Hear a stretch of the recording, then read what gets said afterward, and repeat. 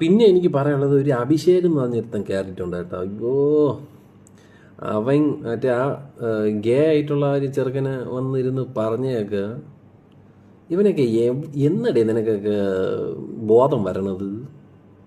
മനുഷ്യമാകുമായിരുന്നു കേട്ടോ, പറയായിരിക്കും. പക്ഷേ എനിക്ക് ആകെ ഉള്ളൊരു സന്തോഷം എന്ന് പറഞ്ഞാൽ അവിടുത്തെ കണ്ടസ്റ്റൻസ് എല്ലാം അവന് എതിരെയായിരുന്നു. That shows in majority of our Keralites there are still some purus from the Lifebuoy ad which we can't do anything. അങ്ങനെയാണെങ്കിൽ തോന്നുന്നു. പിന്നെ അവൻ എന്തൊക്കെ കിടന്ന് മഴവണ ഉണ്ടായിരുന്നു. അവൻ എല്ലാവരും അല്ലേ പറഞ്ഞത് അങ്ങനെയും ഇങ്ങനെയും. എന്തിനാണെങ്കിലും ഇങ്ങനെയൊക്കെ അവിടെ അവരൊക്കെ എത്ര കഷ്ടപ്പെട്ടാണ് റൈറ്റ്സ് ചോദിച്ച് മേടിക്കണമെന്നൊക്കെ അറിയൂടെ നിനക്കൊക്കെ. അവരെയൊക്കെ ജീവിതമൊന്നും നമുക്കൊന്നും ചിന്തിക്കാൻ പറ്റില്ല. അവരെ രീതിയിൽ നമുക്ക് നിൽക്കാൻ പറ്റില്ല.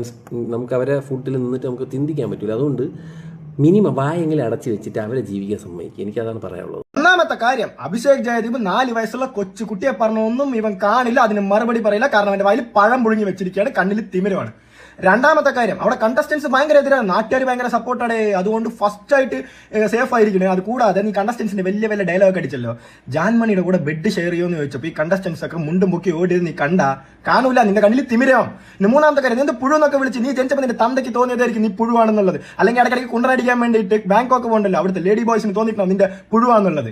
ഇനി ലാസ്റ്റ് നീ എന്താ പറഞ്ഞല്ലോ, ഇവർക്ക് റൈറ്റ്സ് എങ്ങനെയൊക്കെ മേടിക്കുന്നത്, എങ്ങനെ ട്രെയിനിൽ കൈകൊട്ടിട്ടാ? അതാ മലപ്പുറത്ത് പ്രൈഡ് മാർച്ച് എന്ന് പറഞ്ഞ തുണി വെച്ചിട്ട് അടിയില്ല. അതുപോലെ നീ എന്താ അവരുടെ ഫുഡിലൊന്ന് ആലോചിക്കണം എന്നൊക്കെ പറഞ്ഞു. നീ അവർക്ക് ഫ്രൂട്ട് അടിച്ചു കൊടുക്കുന്നതുകൊണ്ട് നിനക്ക് തോന്നുന്നുണ്ടാവും നിനക്ക് ഫുഡിലിരുന്ന് ആലോചിക്കാൻ പറ്റും. നാട്ടുകാർക്ക് അത് നോക്കേണ്ട കാര്യമില്ല. ഡിജനറസി കണ്ട ചോദ്യം ചെയ്യും. അവർക്ക് അവരുടെ ഐഡിയോളജി പ്രൊമോട്ട് ചെയ്യാൻ ഇതുണ്ടെങ്കിൽ അതേപോലെ അത് ഒപ്പോസ് ചെയ്യാനുള്ള അവകാശം എല്ലാവർക്കും ഉണ്ട്. നിന്റെ തന്തയുടെ വകയൊന്നുമല്ല ഇന്ത്യ.